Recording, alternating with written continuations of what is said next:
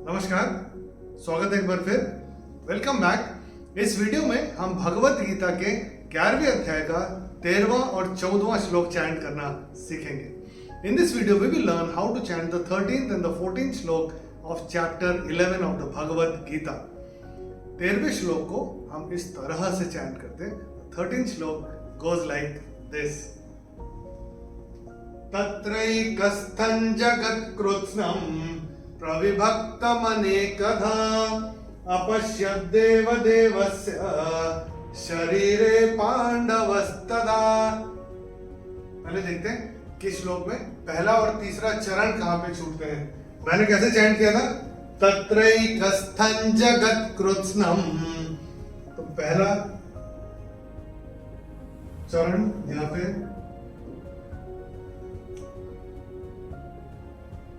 पे छूटेगा। अपश्यद्देव देवस्य, मैंने ऐसे चैंट किया था। दूसरा चरण यहां पे छूटेगा। अभी देखते हैं इस श्लोक में कौन कौन से नियम लागू होते हैं। The rules that apply on this shloka. Let's have a look. मैंने चैंट किया था तत्रैकस्थं जगत्कृत्स्नं।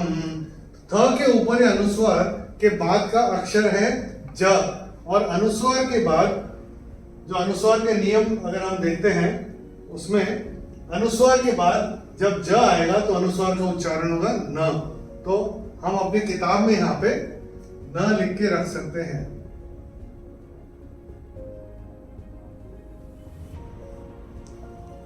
तो ये कैसा होगा? तत्रैकस्थं जगत्कृत्स्नं। ये अनुस्वार चरण की समाप्ति पे आ रहा है, तो इसका उच्चारण केवल और केवल म ही होगा।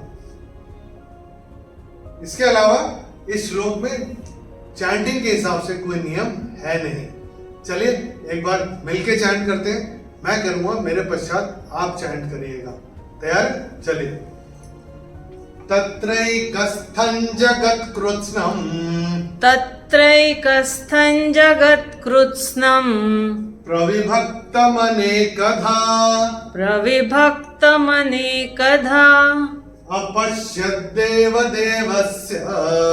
अपश्यद्देवदेवस्य शरीरे पांडवस्तदा। शरीरे पांडवस्तदा। चलिए देखते हैं 14वां श्लोक। अगला श्लोक देखते हैं। तो इसमें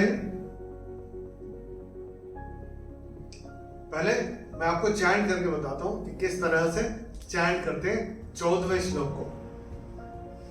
ततः सविस्मयाविष्टः रुष्टरोमा धनञ्जयः प्रणम्य शिरसा देवं कृताञ्जलिरभाषत।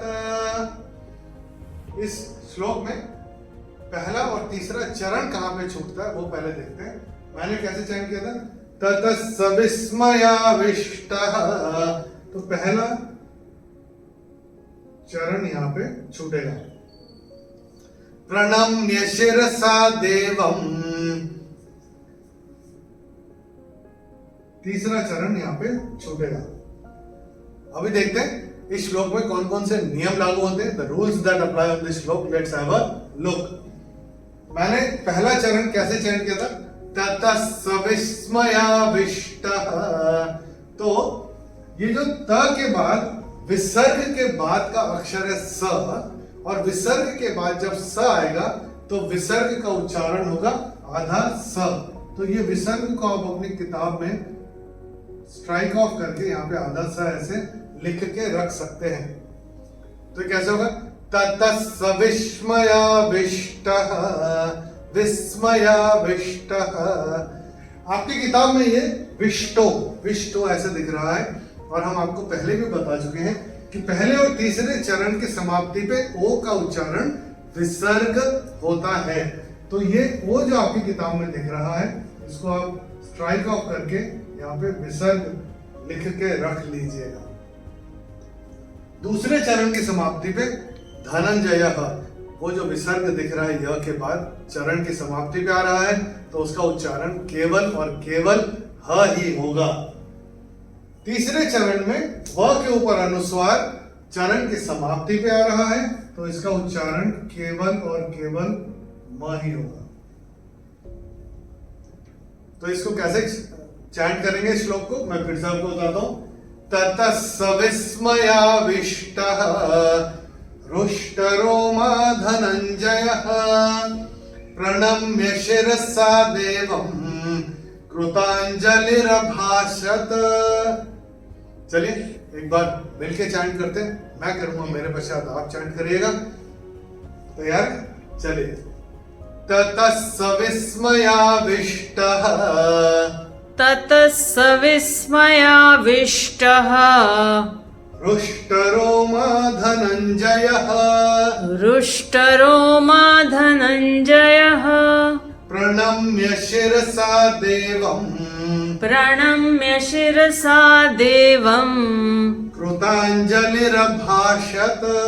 कृतांजलिरभाषत। चलिए दोनों श्लोक 13वां और 14वां फिर से चैंट करते हैं। एक बार रिवीजन भी हो जाएगा and let's experience the bliss of the Bhagavad Gita chanting. तैयार है? चलिए शुरू करते हैं। तत्रैकस्थं जगत्कृत्स्नं तत्रैकस्थं जगत्कृत्स्नं प्रविभक्तमनेकधा प्रविभक्तमनेकधा अपश्यद्देवदेवस्य शरीरे पाण्डवस्तदा शरीरे पाण्डवस्तदा ततः सविस्मयाविष्टः ततः सविस्मयाविष्टः